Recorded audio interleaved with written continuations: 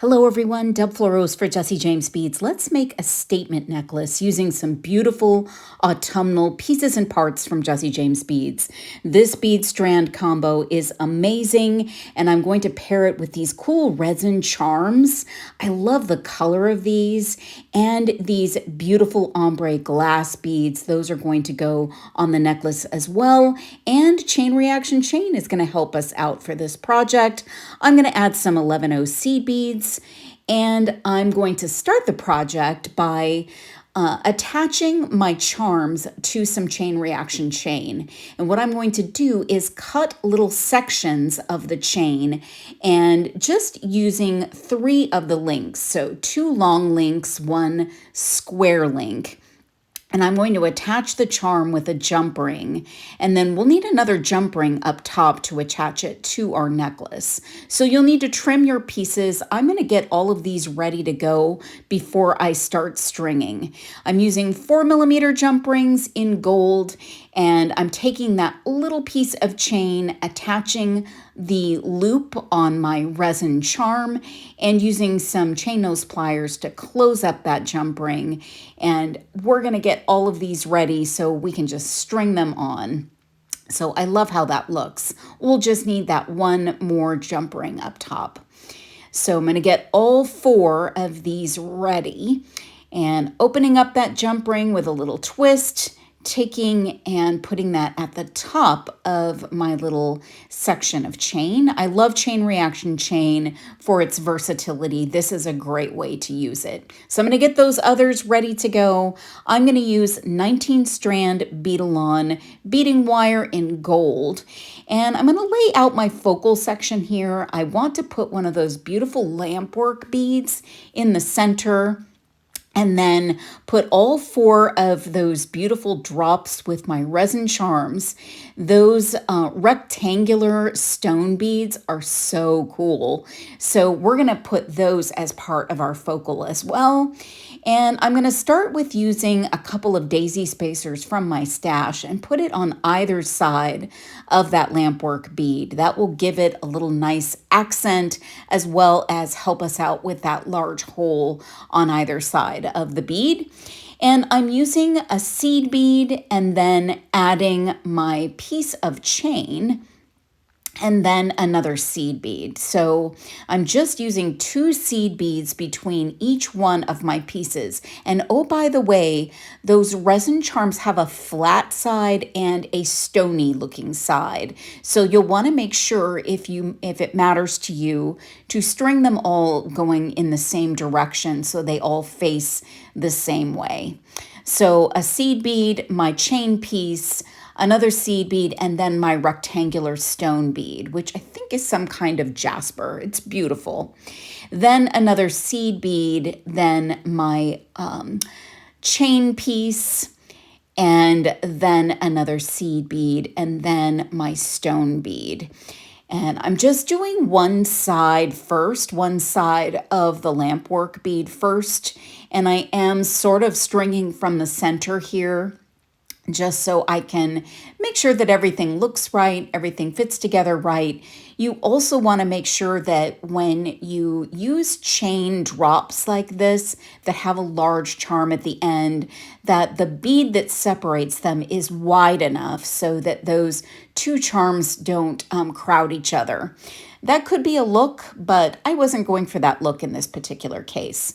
So now I'm going for those gemstone rounds and the large crystals, and those are going to be next, and separated by 2 of the seed beads. And if I didn't say so already, they are 11O seed beads. They're in a bronzy color, but you could use just about any color here. Maybe an orange, you could use a gold. The seed beads are just going to provide some nice spacing as well as a little bit of depth. So now I've got one side and pretty clear on how that's going to look, so I'm going to trim my wire from the package and make sure I've got enough wire on either side of the necklace to do the rest of my stringing. I'm going to use a bead stopper, and now I'm going to start matching up the other side of the necklace. So I've got my stopper where I ended on the one side. Now let's finish up that focal section to make it match what we've added thus far.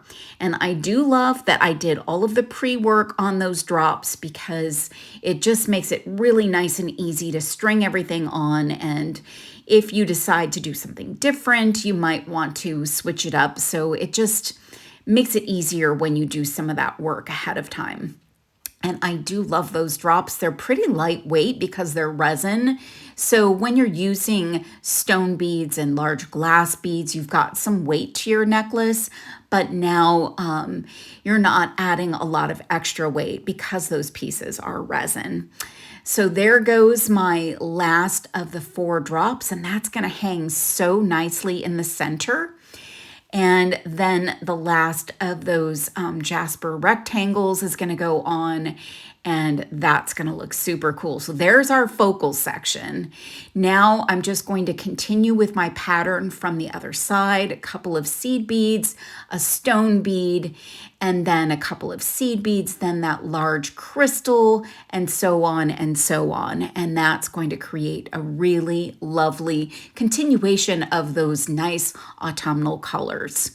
So now I think I need to start using some of the smaller beads. So we've got some more stones that tie back to the jasper in a deep orangey color.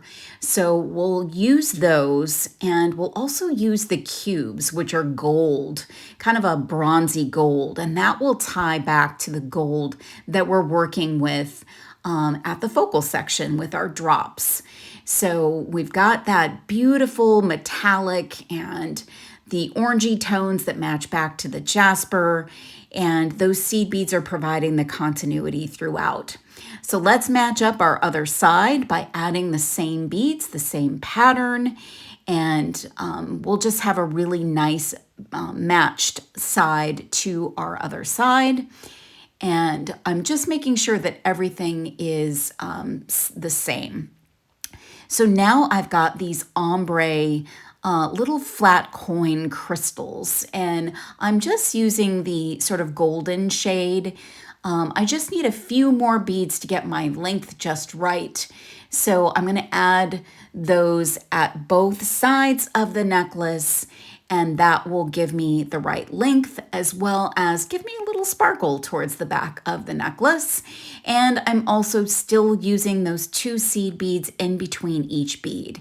Now, this is a cool toggle. It's an 18 karat gold plated rectangle toggle, and I'm going to use size 2 crimp tubes. I'm going to use a little bit of French wire in gold, and that's going to be how I will add just a little bit of a finishing touch to my necklace.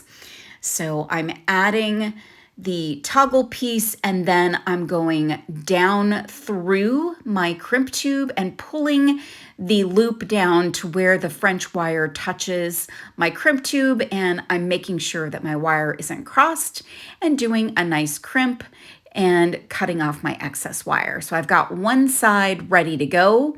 Now I'm going to take all of the slack out, and then I'm going to do the same thing on the other side. Add my crimp tube, add my little piece of French wire, and then I'm going to grab the other part of my toggle, add that, and then go down through the crimp tube, go down through the first bead, and then pull till I have a nice size loop that matches up to the crimp tube.